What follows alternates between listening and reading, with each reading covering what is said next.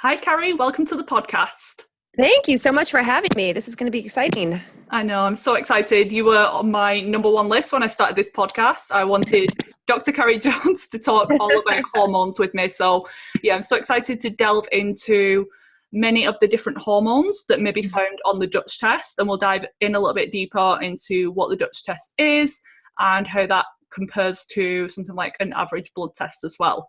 So, yeah, that sounds good. That's what I do. Perfect. So let's start off with estrogen. So estrogen gets really demonized these days with estrogen dominance and all of these different symptoms that are linked to high estrogen levels. But why don't we start off by what estrogen is, where is it made, and why we need it so much? Why is it important for women? Absolutely. So it's when women are cycling, so when they're having their periods, estrogen is made in their ovaries. It's actually made in your what's called a granulosa cell. So your follicles on your ovary, your follicles have the egg, and your theca cells make testosterone. And then, believe it or not, that converts into estrogen in the granulosa cells, and specifically E2, which is called estradiol. Now, women also make estrone, which is E1, and we convert that primarily from testosterone and DHEA, believe it or not, in places like fat tissue. And so then as we get older, as we head into menopause, we primarily make our estrogen from DHEA and testosterone. We convert mostly into that E1, that estrone, because our ovaries are done. We don't have follicles anymore. And then the E1 can convert into E2. And that's how we sort of make a little bit of estrogen as we get older. But you're so right. Estrogen gets so demonized and it drives me nuts. In fact, this is my absolute new favorite book in the whole world. I happen to have it next to me because I'm writing a lecture including it, but it's called, I don't know, it says Estrogen Matters. Estrogen Matters, and it's by Dr. Avram Blooming and Carol Tavris. And it's incredible because it just walks you through all the pros of estrogen, how it's so helpful for our skin and our bone development, our brain, preventing or pushing off dementia and Alzheimer's, cardiovascular health. I mean, it's really important for fertility. Women forget that. We actually need estrogen to rise up prior to ovulation. The rise of estrogen is what triggers ovulation. And so I understand completely that estrogen, can cause PMS and, PMDD, and it worsens fibroids, it worsens endometriosis, it worsens your mood, it worsens weight gain when it's sort of out of balance with progesterone and other hormones. But man, it does so much good in the female body. And when we don't have it, we sure notice it. We gain weight and we age faster, and our memory goes and our bones get weaker. They're not flexible like they used to be. And so it's really helpful to have it. Mm-hmm. Yeah, and for those who can't see the visual, who's listening to the audio version, I'll link the book in the show notes. I definitely need to check that one out as well. Yeah. Practitioner Dr. Felice Gurr, she has a similar standpoint with estrogen as well, which I really enjoy listening to. Her beliefs that even like PCOS is a condition of estrogen deficiency, which is completely different to what a lot of other practitioners say. So yeah, I'll link that in the show notes as well. But with estrogen, why is it that estrogen levels can be high in women? Is it that they're quite high, or is it because of that ratio with progesterone do you see most commonly? I see both. I'd say it's about 50-50. So some women, their granulosa cells, or they have an increase in production of E1. So they're making a lot of that estrone, converting into estradiol. They're getting it from outside sources and don't realize it. So think of like environmental chemicals that are very estrogen-like. Those kind of things will all increase our estrogen, so the actual amount circulating in our body is quite high. And then the other is you may have completely normal levels of estrogen, but you don't ovulate, or you don't ovulate well, or you can't make a lot of progesterone, and therefore your progesterone is low relative to your estrogen in that second half of your cycle. So you get this perceived, what we call estrogen dominance, and it can give you a lot of the symptoms: PCOS, breast tenderness, breast enlargement, bloating, insomnia, heavy periods, clots, those kind of things, because we're out of balance with that progesterone. So, and you can be both. You can be a woman who makes a lot of estrogen or has a lot of estrogen, and on top of it, you don't make a lot of progesterone. So what are some ways that we can lower the estrogen, apart from avoiding some of the things that you mentioned, the endocrine disrupting chemicals, maybe losing excess body fat if necessary. What are some other tools that you use to both lower and increase estrogen if necessary?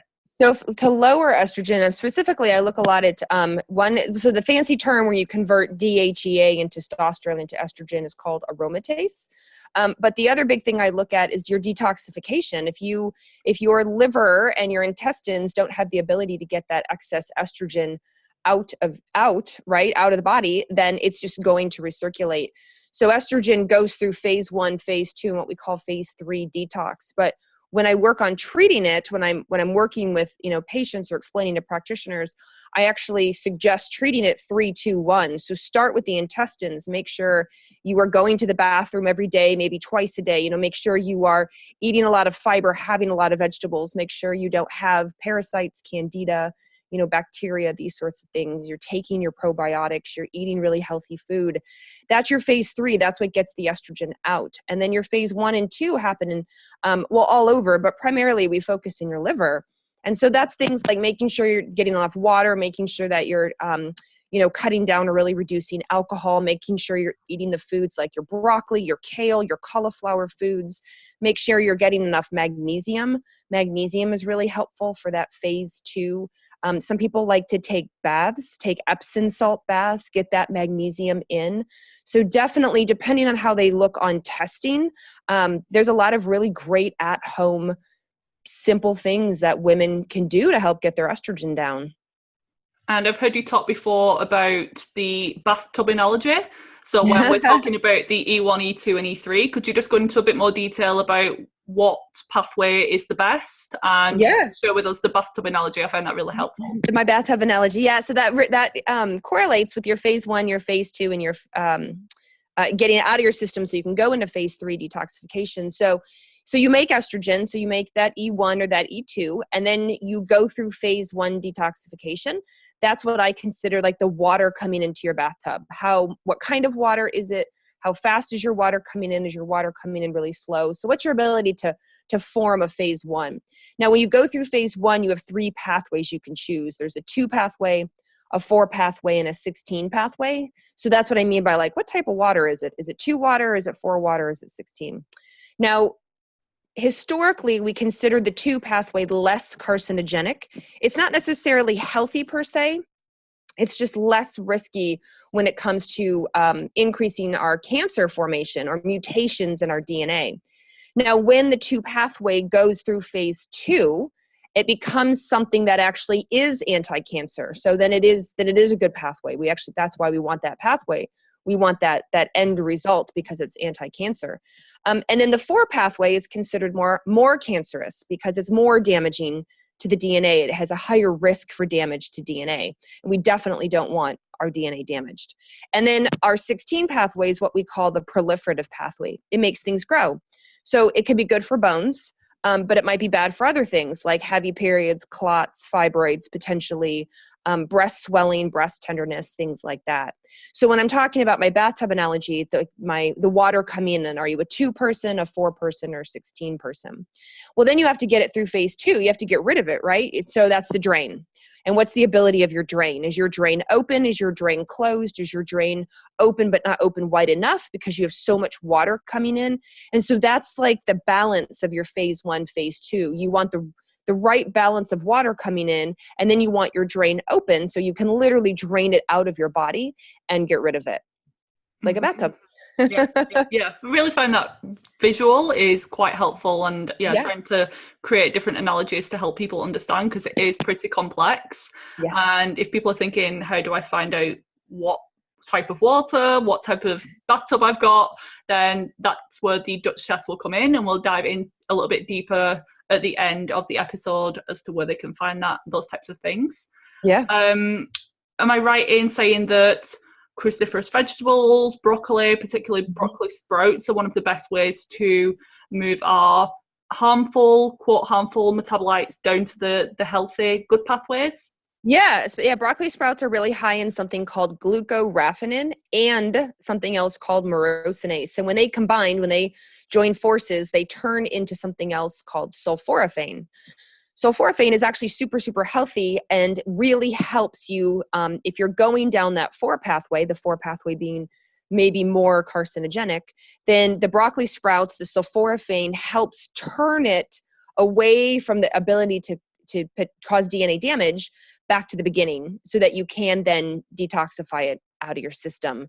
And so something is eating broccoli sprouts, putting them in your smoothies every day or putting them in your salads, just eating them, putting them in your soup can be really, really helpful at reducing your estrogen risk, which is really nice. It's just a food. You can just eat exactly. Food is medicine at its finest. Mm-hmm. Yeah, absolutely. Throw them in everything. And they taste okay. They taste a little bit spicy in some cases, so don't worry about the taste or anything like that. With the estrogen dominance, obviously you mentioned progesterone is really important to offset some of the negative effects of estrogen. So let's talk a bit more about progesterone. How do we make progesterone? What are the benefits? And what are some signs that it's too low? Are they the same signs as the estrogen dominance? Yeah. So those 2 cells that I mentioned earlier, your theca cells and your granulosa cells, so those make testosterone and estrogen. And then when you release the egg, when you ovulate, your theca and your granulosa cells magically convert into your corpus luteum or your lutein cells. And then you make progesterone. Women don't realize they don't make progesterone until they release that egg, until they ovulate. And it's called progesterone because it's your progestation hormone. It's the one that's to help you the most, really, with getting pregnant. It helps with implantation, and it helps maintain pregnancy for about the first 10 to 12 weeks of pregnancy until the placenta is strong enough to take over. So really in that entire first trimester, it's your corpus luteum or corpus luteum's progesterone that does it until the placenta takes over. But progesterone also helps a lot with like reducing anxiety and making you feel calm and relaxed, helping with your sleep if you have insomnia. So it's a really good, just kind of like nice breath of fresh air type of hormone. That's what it does. So if we don't have enough of it, as women, if we don't ovulate, or if we ovulate but our cells are not strong enough to make a lot of progesterone, then we tend to feel more anxious, especially as we get close to our period. We tend to like lose sleep. We tend to have heavier periods. We tend to have troubles getting pregnant or maintaining implantation. Maybe we have early miscarriage because we don't have the progesterone strength to hold on to that baby. And so it's very similar to estrogen with a little bit more sort of implantation fertility as well when it comes to symptoms. Yeah, progesterone's my favorite hormone for that reason. There's just so many benefits, and we only get it we only get it 2 weeks of the month. So when we get it, we really want to make sure that we do, else we're going to have worse periods and our mood's going to be affected.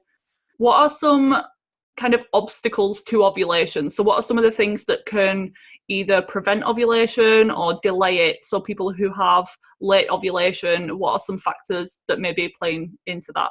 Absolutely. No, a big one, which I think is pretty obvious to me and to you, but it confuses a lot of women. If you're on any kind of hormonal birth control, then you will, like the birth control pill, the patch, the ring, the injection, you're not going to ovulate. So if you're listening to this and you're thinking, oh, I should see if I'm ovulating, but I'm on the birth control pill, you're not. The birth control pill, if it's working, it should shut down the communication from your brain to your ovary. That's how it prevents pregnancy.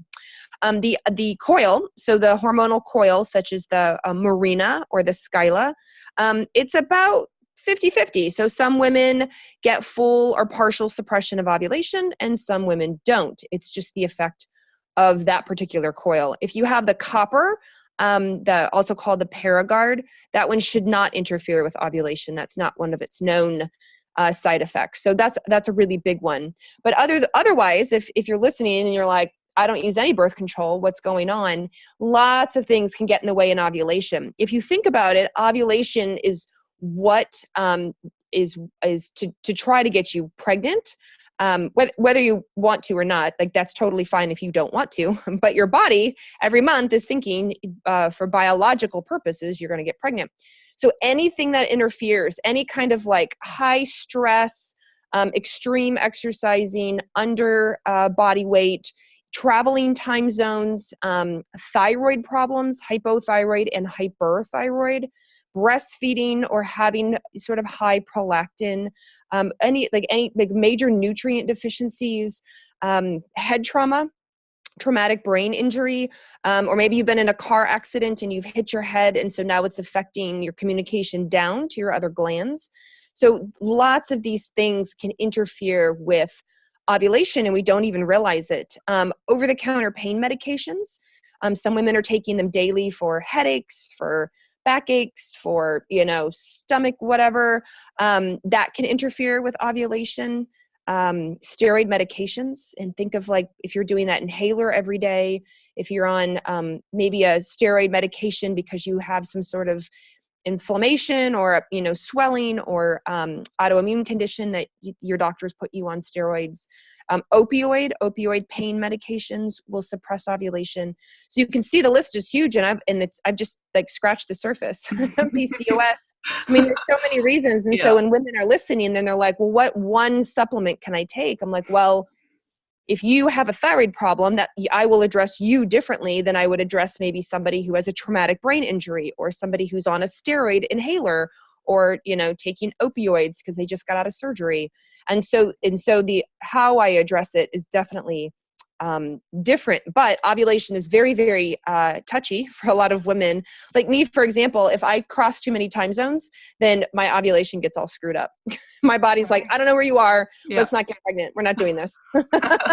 Circadian rhythm is often overlooked. I always try and emphasize the importance of natural light and dark cycles. So important. Your body and your hormones really rely on that, and we're designed as humans to be in touch with that a bit more than we are.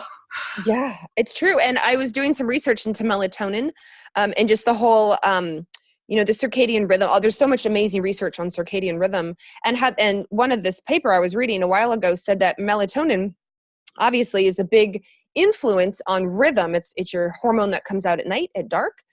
But it also helps influence your other rhythms. So think of like your reproductive rhythm. Think of your feeding rhythm, when you're hungry and when you're not.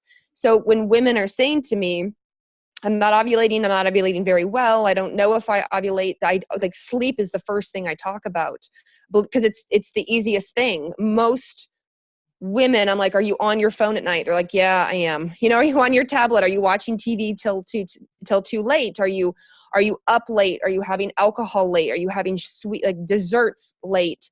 And when they're like, yeah, and it's, I can tell it's affecting my sleep, but it's hard to give up. I'm like, but it's also trickling down and affecting your cycle. And now you have all sorts of hormonal symptoms. Turn off your devices at 8 or 9 p.m, put on your blue blocking glasses, do your night shift on your phone. There's so many things to just easy, simple tweaks that can have massive impact on your hormonal health. So with progesterone, 2 questions. Do you ever see high progesterone, and what could cause that? Yeah, absolutely. I'm assuming she's not supplementing with progesterone. She doesn't have a prescription for progesterone. There are some women that just make really robust levels of progesterone. When they ovulate, they have very strong lutein cells and they make a lot. And definitely I will sometimes see this if women are on certain herbs to help with ovulation. There's a popular herb called chase tree berry Vitex agnus castus. And sometimes women, it's too stimulatory for them.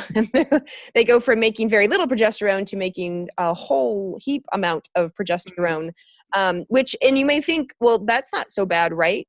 It depends on the woman, because too much progesterone can actually cause acne.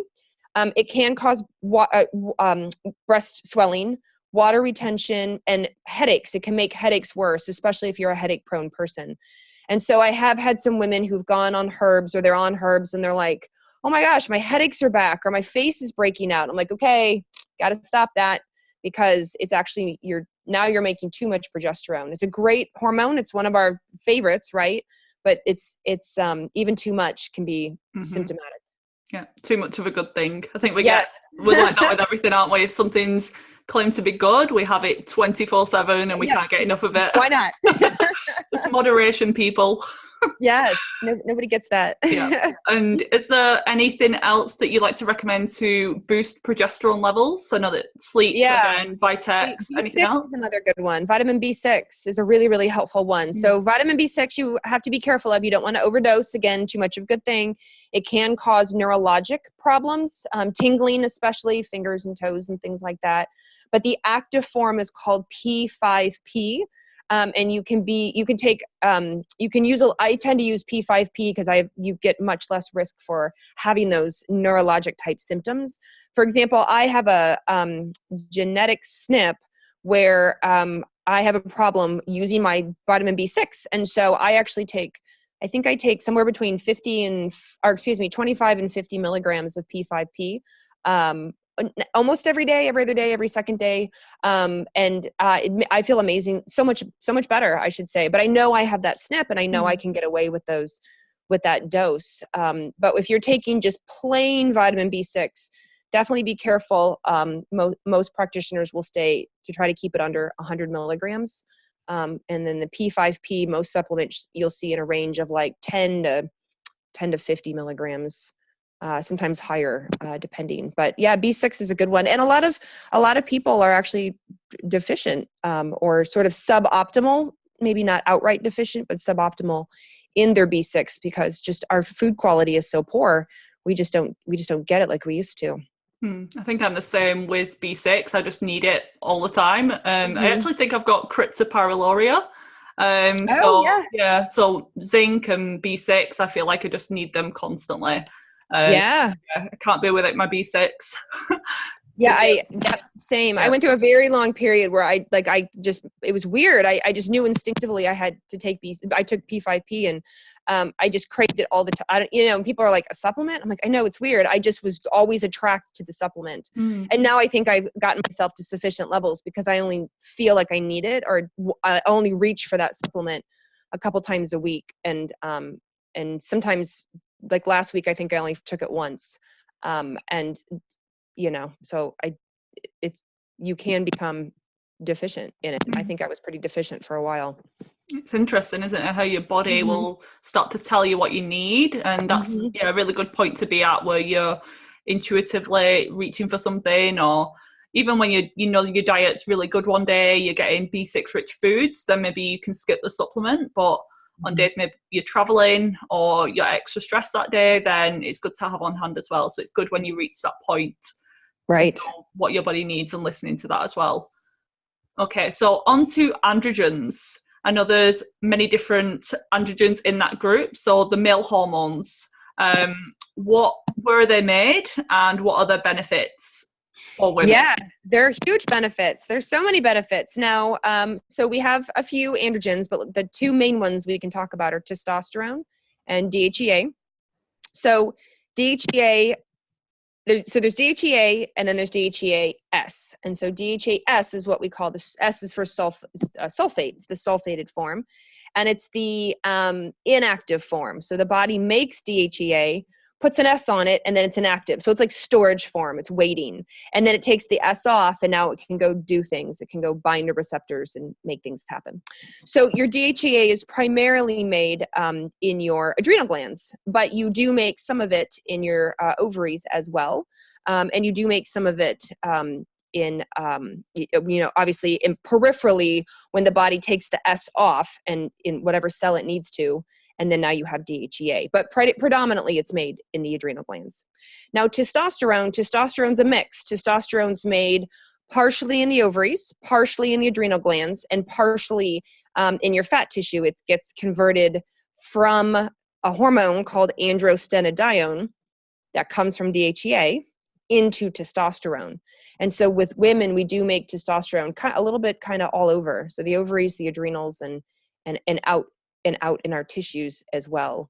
And women, we don't make as much testosterone as men do, right? We make more estrogen and progesterone. Those are our hormones, whereas men make a whole lot more testosterone. But we need testosterone because it's very important for bone health, brain health, energy, lean muscle mass, sex drive. And so when we lose testosterone as it drops, especially if our if our adrenals are not getting the message to make it, or if our ovaries are not getting the message to make it, or maybe we're headed towards that perimenopause, menopause, so the ovaries aren't working like they used to, then we already don't have a lot of testosterone, and then it drops lower. And this is when women are like, I'm having trouble putting on lean muscle mass. My sex drive is going down. I'm not as motivated as I used to be. I don't have as much energy as I used to be.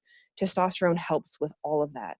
And again, it's good for all of those reasons, but when it gets too high, then we run into problems as well. So what are the signs and symptoms of excess androgens in women? Absolutely. So it's common, believe it or not, those cells in our ovaries called theca cells that make testosterone, they're very stimulated by insulin. So for people who have blood sugar and insulin issues, they can have higher testosterone because of that stimulation. Now, when we have too much testosterone as a woman, we tend to feel angry and irritated.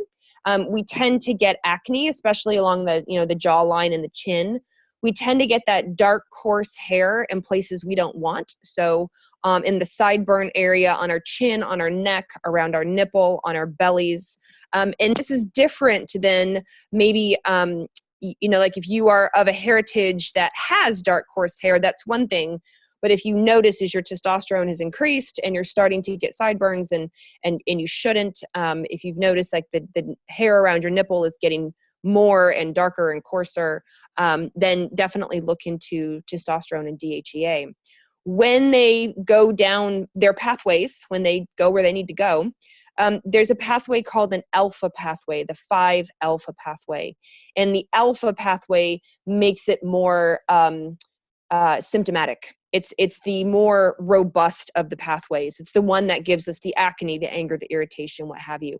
But it's the same in men. In men, they start to get male pattern baldness. They start to get prostate issues down that pathway. So we can't avoid that pathway completely, but for women, a lot of women want to, we don't want to go down it too much because we don't want to be angry and irritated with spots on our face. I've been there. It's most of us don't want that.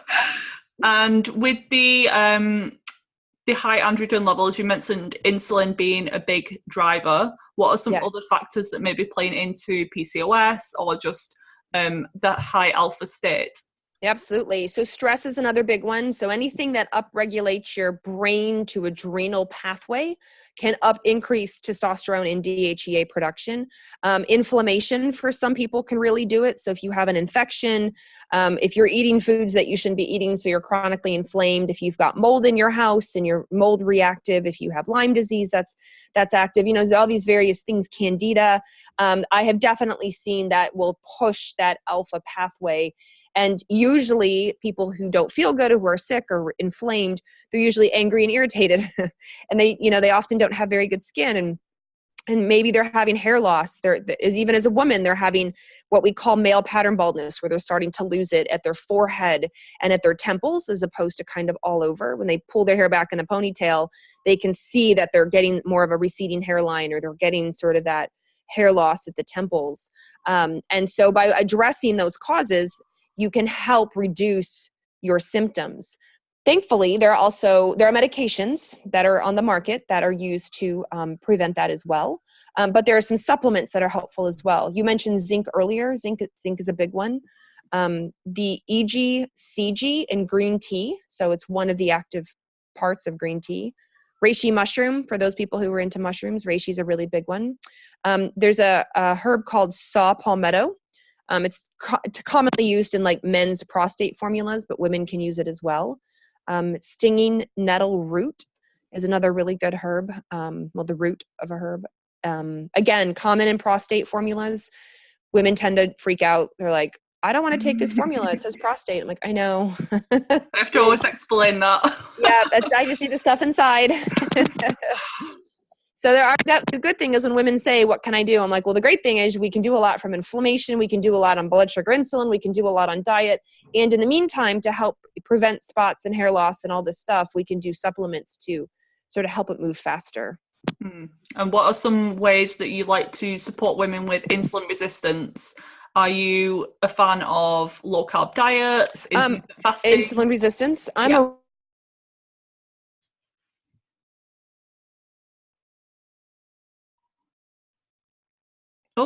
I think we're back. I think. Are you there? Can you hear me? Yeah. Uh-oh. Oh no. Can you hear me? Hello? Can you hear me? Oh, now I can. Oh. That was so weird. Like you just all of a sudden came back. I know. That was strange. Is it seem okay now? Yeah, I think so. Yeah. I think Okay. so. Yeah. Oh, strange. I'll edit that out. Yeah.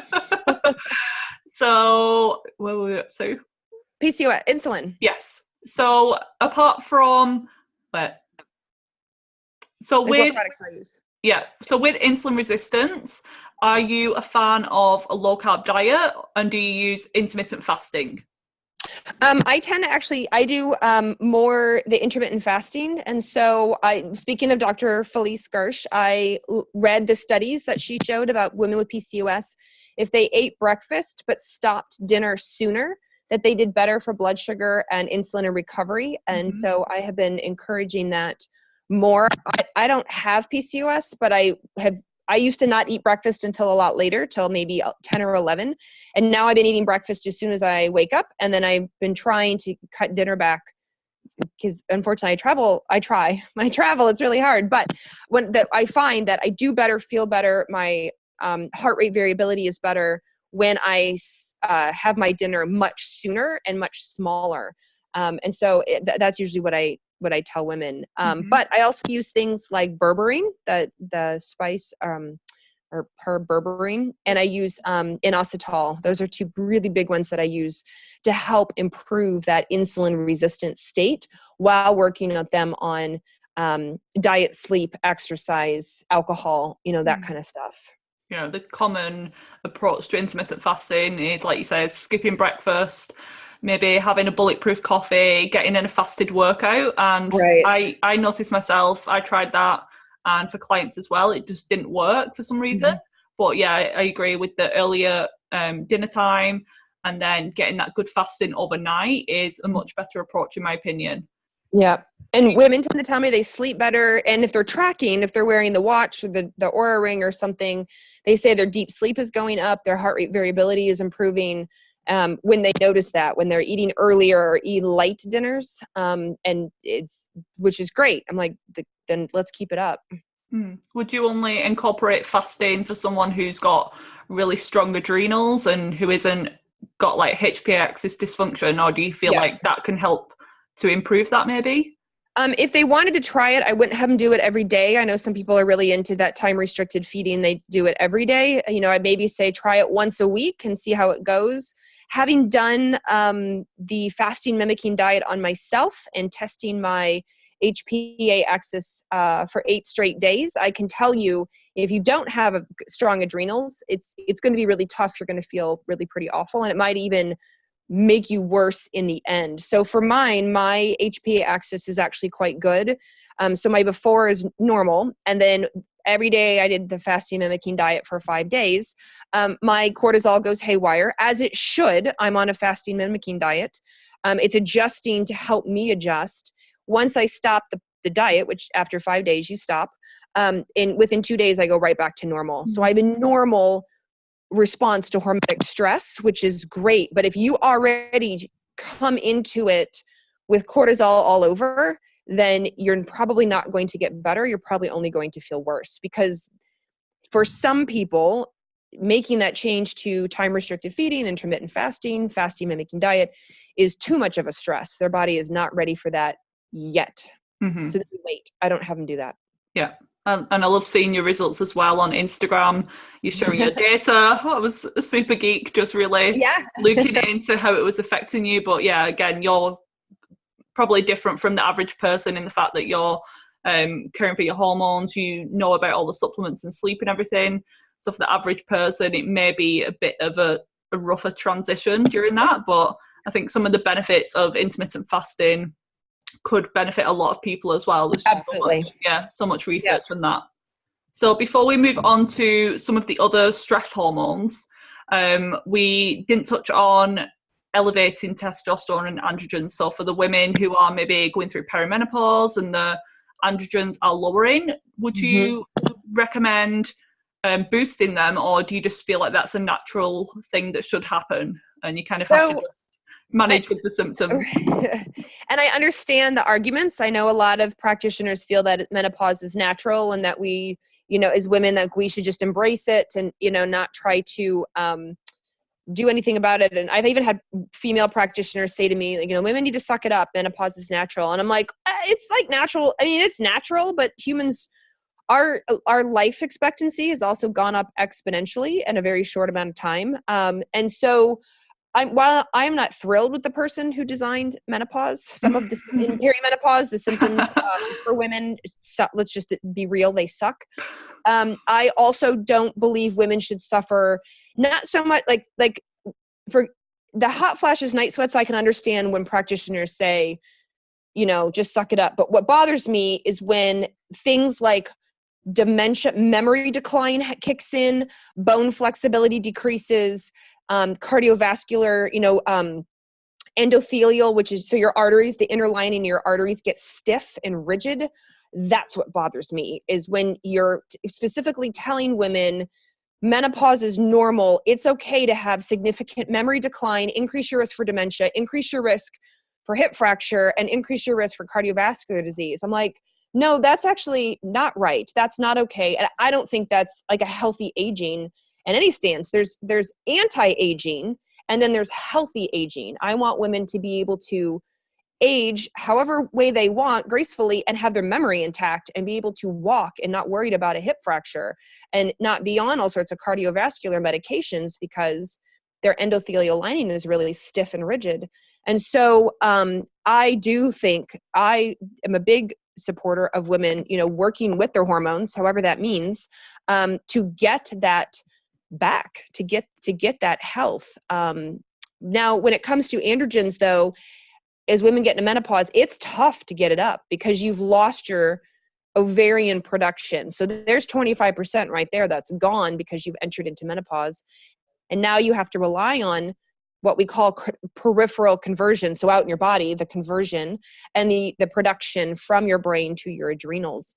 And so working really hard on those two things can be helpful. There are some, supplements like zinc. There are some herbs such as maca, which is a Peruvian herb.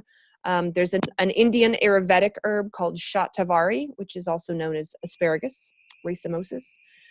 There's another one called tribulus. And so they've been shown to be helpful at reducing symptoms. Sometimes they can encourage those glands, like the adrenal glands, to produce. But in some cases, for some women, if they're just that low and really suffering, they may need to do some kind of hormone replacement therapy because I don't want them to have memory decline. I don't want them to have high risk for hip fracture because somebody told them, oh, menopause is natural. Get over yourself. I'm like, yeah, say that with a broken hip at 65 years old and, going into early dementia. Yeah. That's not fair. So, exactly.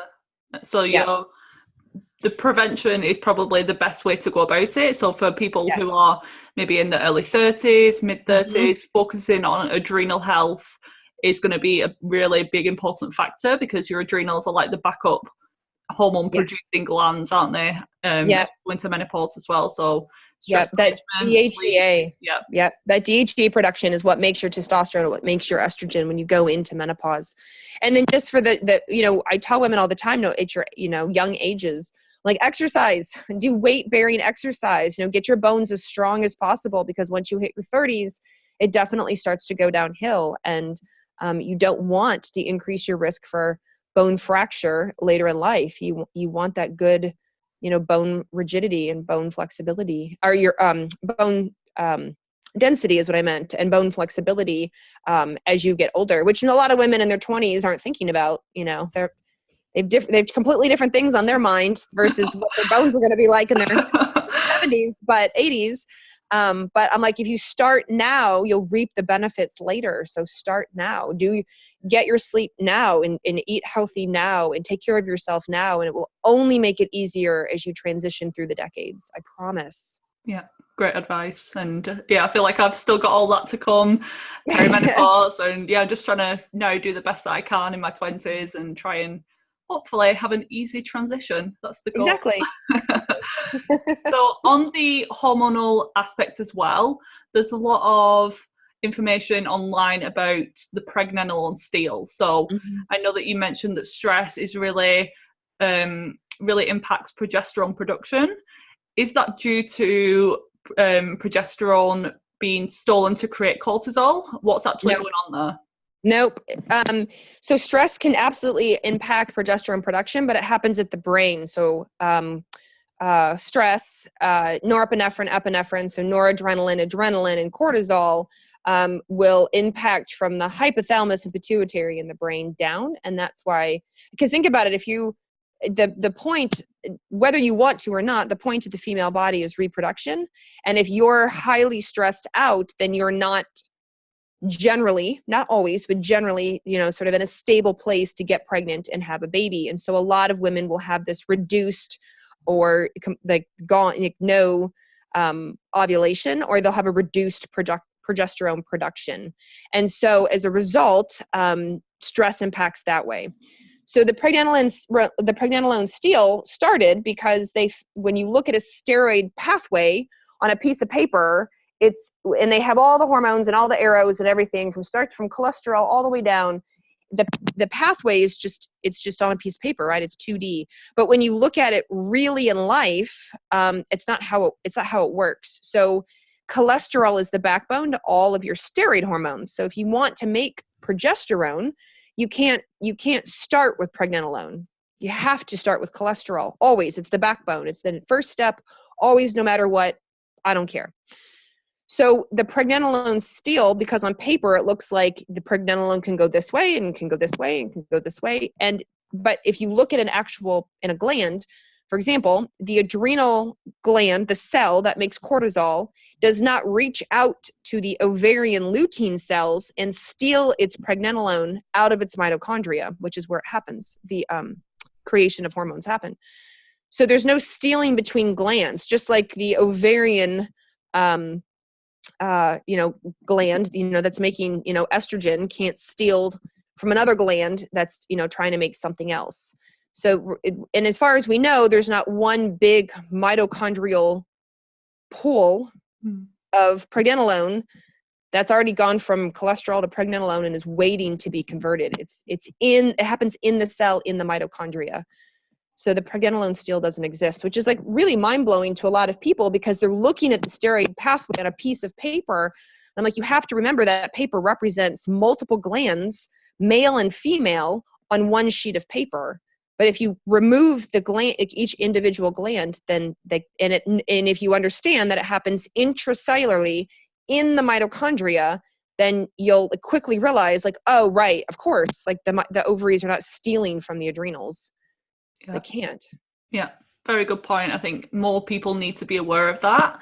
And yeah, stress can definitely impact progesterone, but like you say, it's at the brain level. So don't kind of be really stressed now and think you're fine. It will still impact you, just in another way.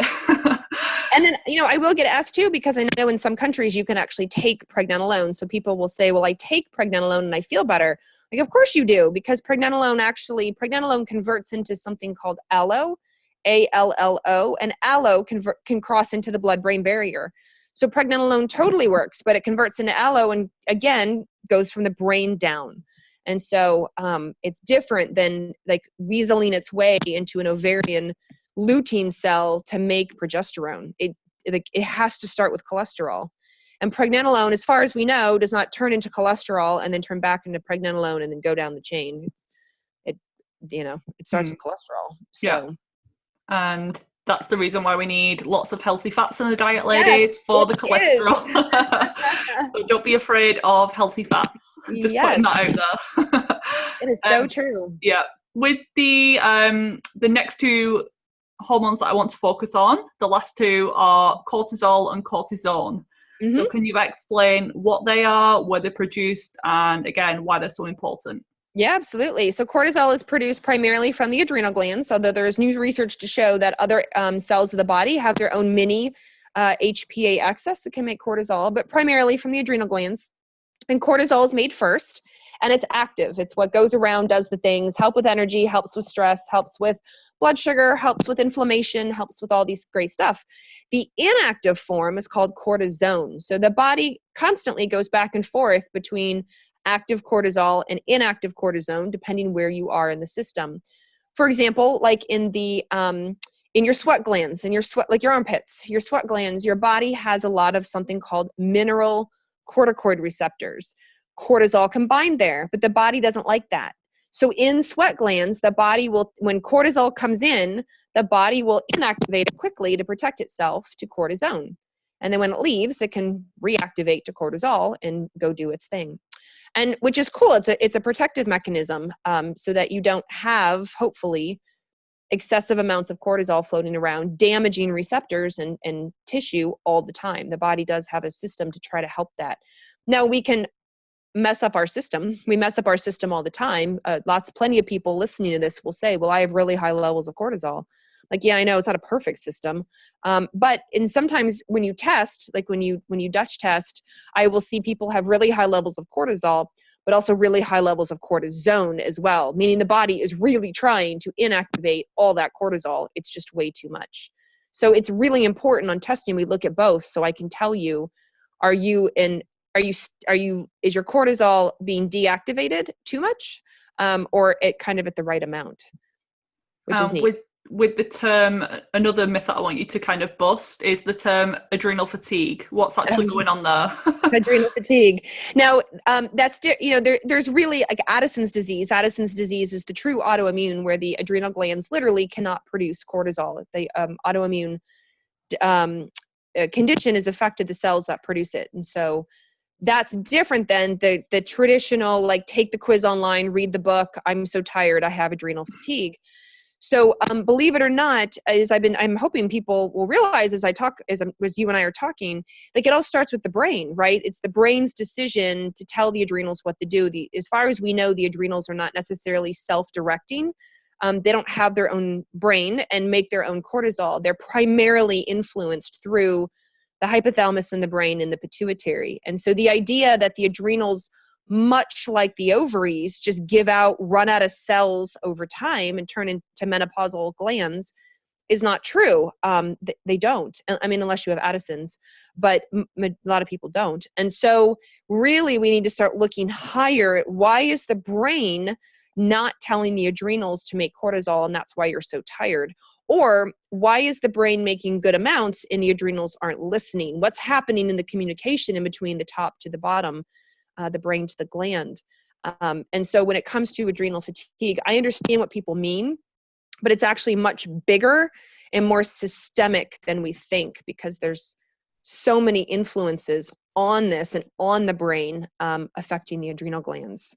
Yeah, and it really is important. And the symptoms are real. I also want people to realize, I'm not saying what you have is, quote, is fake. I completely believe you when you tell me you feel burned out and you're super tired and, you have all these symptoms, 100%.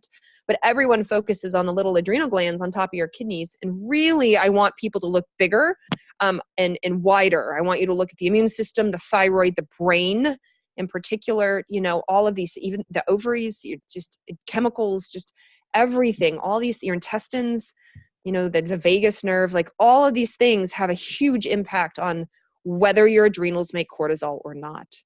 Yeah, and I think it's important to test and not guess when it comes to cortisol as well, because sometimes low cortisol can display high cortisol symptoms like anxiety, and you just don't know what's going on unless you test. But for someone who maybe has tested and has high cortisol, what would you recommend in that aspect? And then again, for someone with low cortisol, what can they do?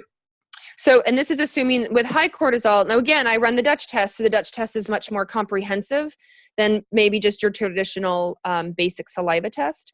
So I'm looking at metabolized cortisol, which is cortisol production, and I'm looking at free cortisol. So if their production is low and their free cortisol is low, then I know they have something wrong from the brain down. So now I'm trying to figure out what is happening, whether it's thyroid, whether it's, medications they're taking, whether it's they've had a brain injury, whether, it's immune system stuff, they've got an infection, inflammation, to get their brain communicating down to their adrenals. Now, the good thing is there's tons of stuff people can do for the brain, everything from sleep, which we talked about, get using your blue blocker and glasses at night, getting off your phones at night, getting sunlight or full spectrum light exposure in the morning, really helpful for the brain. Your good fats, your oils, your fish oils, really good for the brain. Anything that improves circulation, blood flow. Blood is how your hormones transport. So getting acupuncture, getting chiropractic, getting massage. If you've got tight neck muscles, shoulder muscles, if your scalp is really tight, then you're going to have a tough time kind of getting that lymphatic movement, nerve movement, blood movement to have all this happen. Those women who are into yoga, do your inversion poses, flip, turn upside down, get some blood flow to your head, and then come back again, can be really, really helpful. And it sounds, I sound, like the people are like, Carrie, that's too basic. I'm like, I know it sounds crazy, but we don't do it. We don't do it in this culture. We have really tight muscles. We carry our stress on our shoulders. People don't go to, or they're scared of the chiropractor. They're scared of needles, so they won't get an acupuncture appointment. But yet, or they're like, oh, massage, that's just for relaxation. I'm like, no, it's really, honestly, all of them are therapeutic. They're so good for you. There are some good herbs. A good one is called bacopa. Bacopa is a good one for sort of brain. That herb I said earlier, maca from Peru. The mushroom cordyceps is a good brain one that I use quite a bit. So as you can see, I'm not even mentioning like adrenal type hormones or hormones, herbs. I'm mentioning lots of brain stuff. There are what we call adaptogens: ashwagandha, rhodiola, eleutherococcus. We call them adrenal adaptogens. They're actually quite systemic. They work on the immune system. They work on the thyroid. They work on inflammation. So I do a lot of try to help stimulate cortisol. Now, if somebody has high cortisol, so if their production is high and their free cortisol is high, then now I'm doing all sorts of calming things. And I'm trying to figure out why it's high. Is it because they're stressed? Is it because they're anxious? Is it because they have some sort of infection that I need to figure out, or inflammation? Are they eating foods every day that's gluten or dairy, soy, corn, sugar, that is actually caffeine? These caffeine addicts who drink coffee and energy drinks all day. And then they can't figure out why their cortisol is high. I'm like, hello, I can tell you why. But with blood sugar dysfunction, if you skip meals quite a bit, or you whatever you do choose to eat, maybe it's not that healthy. It's a donut, it's a bagel, it's, just a juice on the run, a coffee on the run, but your coffee has sugar in it and syrup and covered in whipped cream. Your cortisol, people don't realize this, cortisol is a huge hormone to help you make blood sugar, to help you make glucose.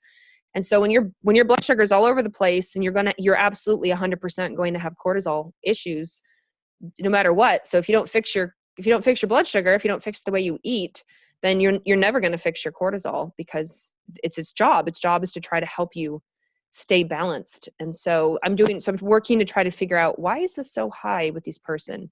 And then using treatments to counterbalance that. Yeah, and again, cortisol's another hormone that's demonized, but we need it. We need it to get us out of bed in the morning and protect our immune system, those types of things. So just showing the positives of cortisol as well. And I love the brain aspect that you was mentioning. That's not really commonly spoke about either, is it? No one really focuses on the first line of the problem. Like, it starts in the brain, so why shouldn't we address brain health as part of the protocol as well? So I love those recommendations that you made. Thanks. The Dutch test is probably the most common test that I use with my clients, probably alongside like stool testing, like the GI map. I find the two together can provide so much information, especially for those who are struggling with digestive issues. Where would you start first? Would you recommend the stool test first, or would you always recommend a Dutch test, or both together? And actually, believe it or not, it depends on the person. So it depends on their symptoms. It depends on their finances. And I love both. I do both quite regularly. And so sometimes, if I know they have a lot of GI issues, if I suspect infection or anything like that, I will just start with the gut, because if I can get that healed up, then I can probably, just by addressing the gut and the infection and inflammation in there, I can probably affect 50 to 75% of their hormonal cortisol issues, because I'm directly addressing the cause. I'm going after the inflammation, the infection. the absorption, digestion, that kind of stuff.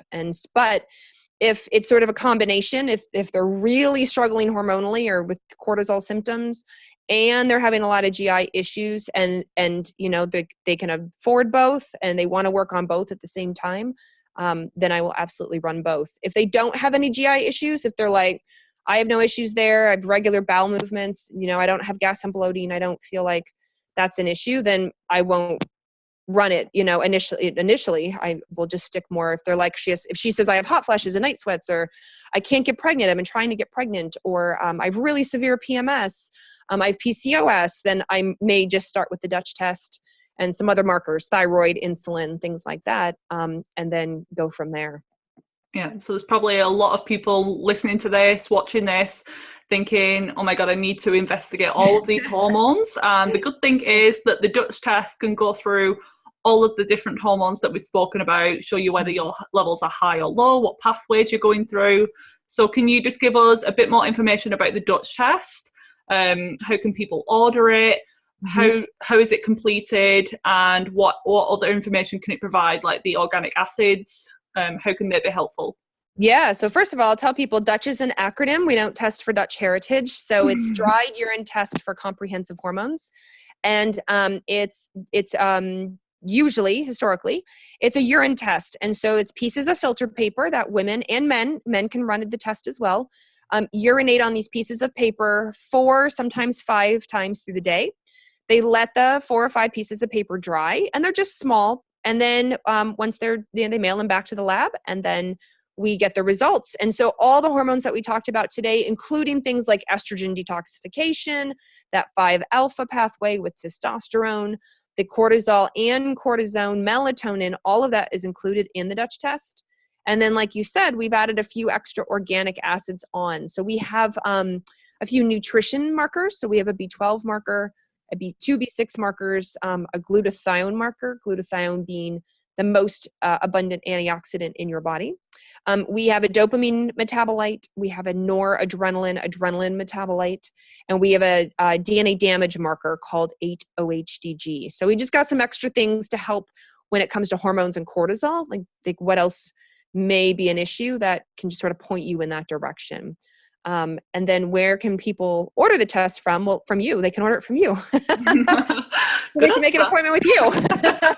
Good answer. Right? But we do have a website. People can just, check out if you want to learn more, dutchtest.com. Perfect. Yeah. And how does the Dutch test differ from blood testing? So if someone says, my doctor said my estrogen's within range, my cortisol, it was in range, how does the Dutch test differ from blood testing?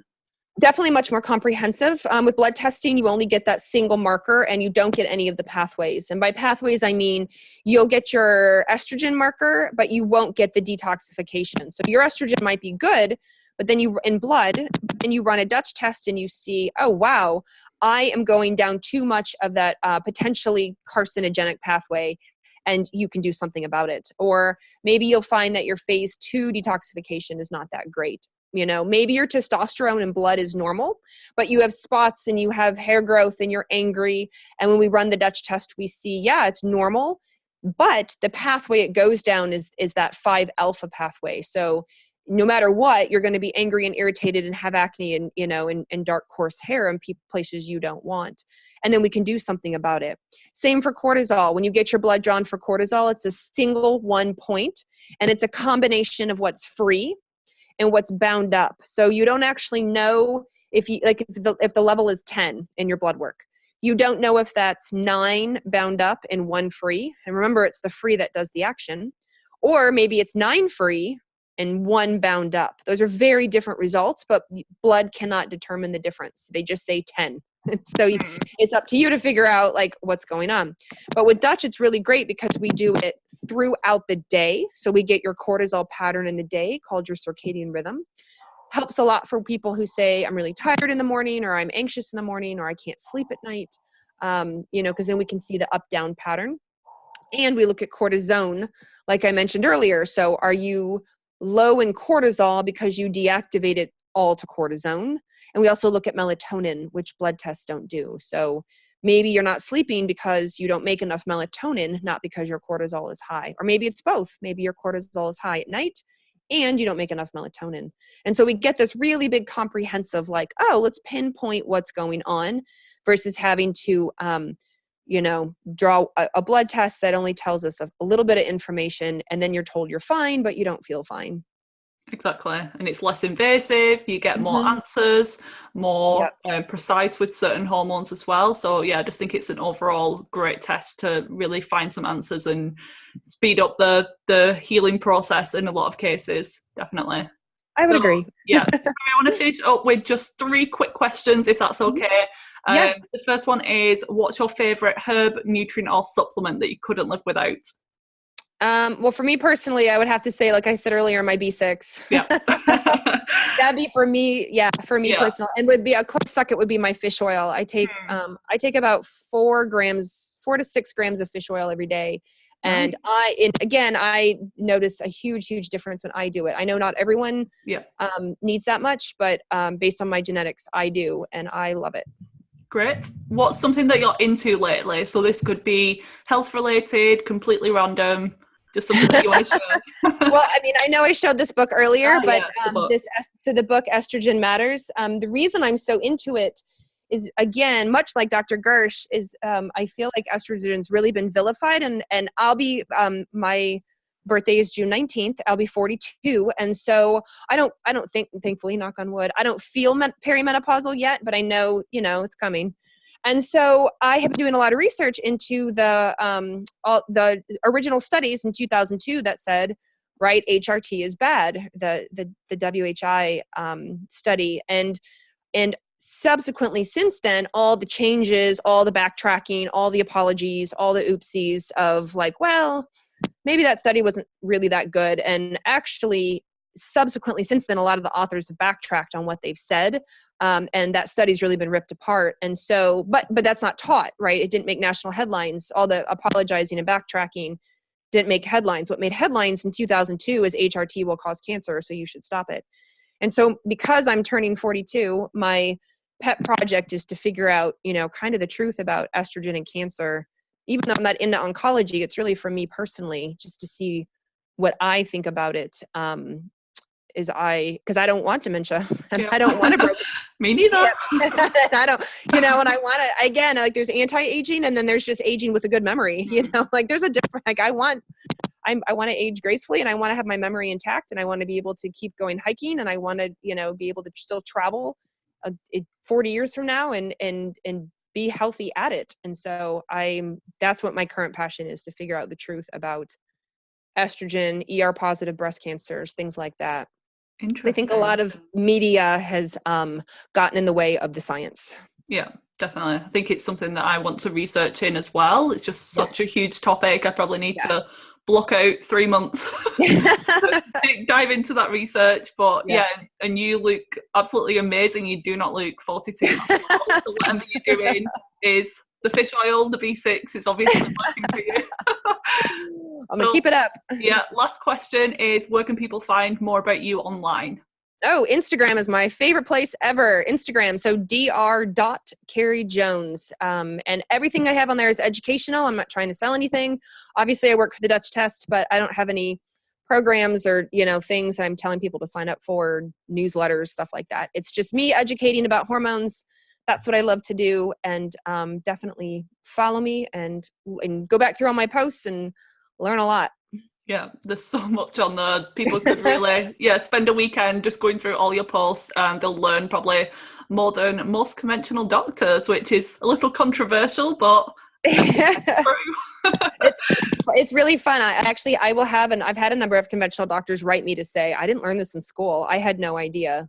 This is embarrassing. I didn't realize this. And I have a number of medical students in medical school, various medical school, whether conventional medical school or a DO, so doctor of osteopathy, or ND, naturopathic medical school, will write me and say, this is amazing, because I'm learning more about endocrinology, which is what I focus in from you on Instagram, on social media, than I'm getting in school. Which, in this day and age, like let's do it. Like, thank goodness for social media. Exactly. There's some Totally agree. downsides to social media, Yeah, I'm like, but your totally agree. account is the opposite.